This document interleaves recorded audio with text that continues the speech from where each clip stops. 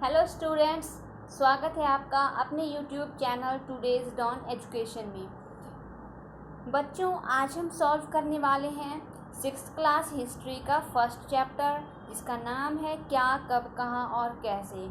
तो चलिए हम इसको सॉल्व करते हैं। और इससे पहले इसको हम सॉल्व करें, अगर आप हमारे चैनल पर नए हैं तो हमारे चैनल को सब्सक्राइब करें ताकि वीडियो की हर नोटिफिकेशन सबसे पहले आप तक पहुंच सके। अगर वीडियो पसंद आए तो लाइक करना बिल्कुल ना भूलें। तो चलिए हम इसे शुरू करते हैं। पहला क्वेश्चन है, निम्नलिखित को सुमेलित करें। ये दिया है कॉलम पहला और ये दूसरा, तो इसको हमें मैच करना है। तो आइए देखते हैं, इसको मैच करते हैं।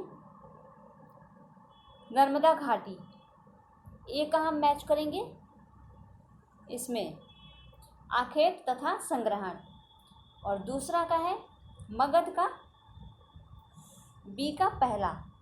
मगध पहला बड़ा राज्य, मगध जो था पहला सबसे बड़ा राज्य था।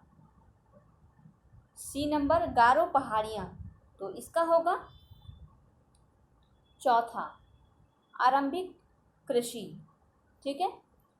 और डी का देखते हैं सिंधु और उसकी सहायक नदियाँ, तो डी का है 5 प्रथम नगर। और ई का देखते हैं बच्चों गंगा घाटी, तो इसका है 3 में इसको मैच करेंगे, लगभग 2500 वर्ष पूर्व के नगर। ठीक है। तो चलिए नेक्स्ट क्वेश्चन पे चलते हैं। नेक्स्ट क्वेश्चन है हमारा, पांडुलिपियों और अभिलेखों में प्रमुख अंतर बताओ। तो पांडुलिपियों और अभिलेखों में हमें अंतर बताना है। तो इसका आंसर है पांडुलिपियां ताड़ के पत्तों को काट कर और भुज पेड़ की छाल पर हाथों से लिखी जाती थी। ठीक है।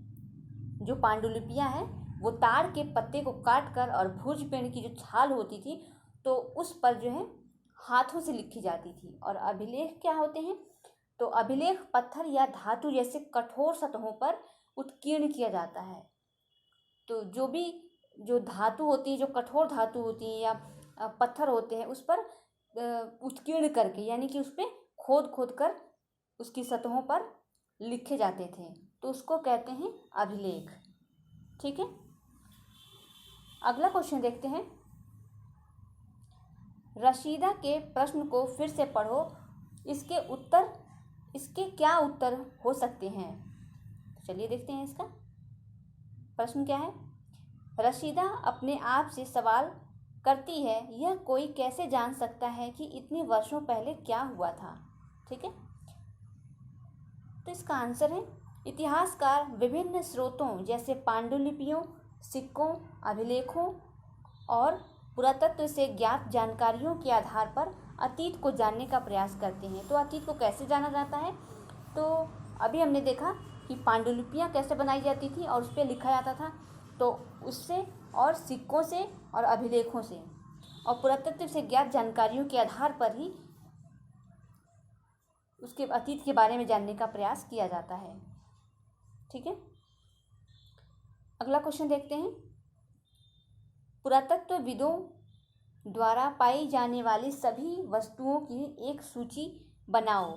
इनमें से कौन सी वस्तुएं पत्थरों की बनी हो सकती हैं। तो इसका आंसर है, पुरातत्वविदों को खुदाई से विभिन्न वस्तुएं चित्रों, मूर्तियों और औजारों, हथियारों, बर्तनों, आभूषणों, सिक्कों, हड्डी, अन्न के दाने, कपड़ों आदि के अवशेष प्राप्त हुए हैं।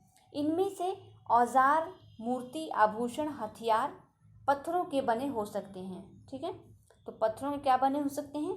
तो औजार, मूर्ति, आभूषण और हथियार, ये पत्थरों के बने हो सकते हैं। ठीक है। चलिए अगले क्वेश्चन को हल करते हैं। नेक्स्ट क्वेश्चन है, साधारण स्त्री पुरुष अपने कार्यों का विवरण क्यों नहीं रखते थे, इसके बारे में तुम क्या सोचते हो।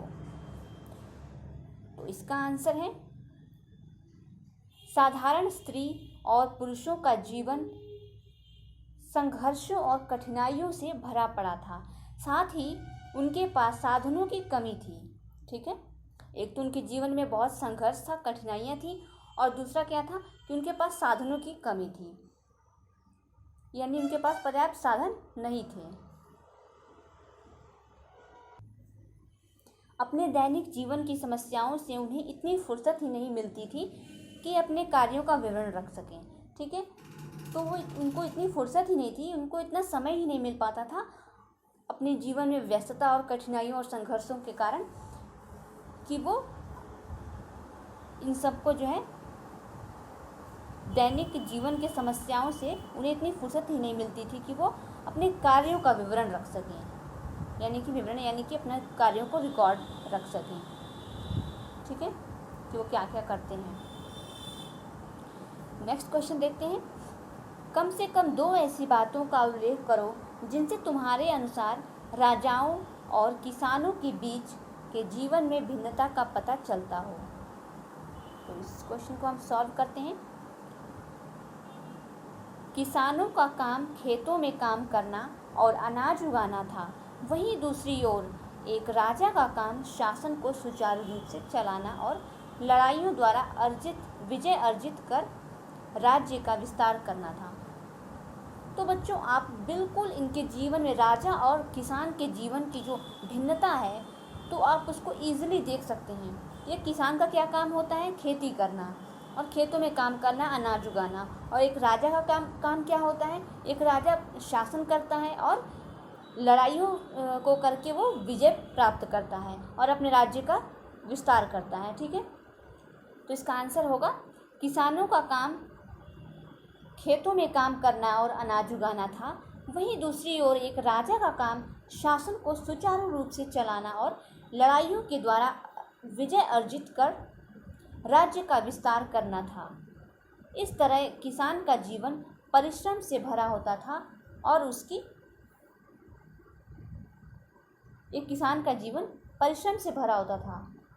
उसकी तुलना में राजा का जीवन किसान के जीवन से थोड़ा आरामदायक होता था। ठीक है, तो बच्चों यहीं पे होता है इस टॉपिक का दायन। अगर आपने इस चैप्टर का जो है डिटेल में अध्ययन नहीं किया है तो आप हमारे प्लेलिस्ट पे जाके इसको पढ़ सकते हैं। जैसे मैं कहती हूँ कि अगर आपने चैप्टर को अच्छे से रीड कर लिया है, अच्छे से स्टडी कर लिया है, तो आपको क्वेश्चन आंसर को सॉल्व करने में बहुत आसानी होती है। तो बहुत डिटेल में और अच्छे से समझने के लिए हमारे प्लेलिस्ट में जाकर के आप इस चैप्टर का जो है आप डिटेल में समझ सकते हैं, चैप्टर को डिटेल में समझ सकते हैं। तो चलिए, तो फिर मिलते हैं एक नए वीडियो में एक नए टॉपिक के साथ। तब तक के लिए keep learning, be connected and take care Today's Dawn education.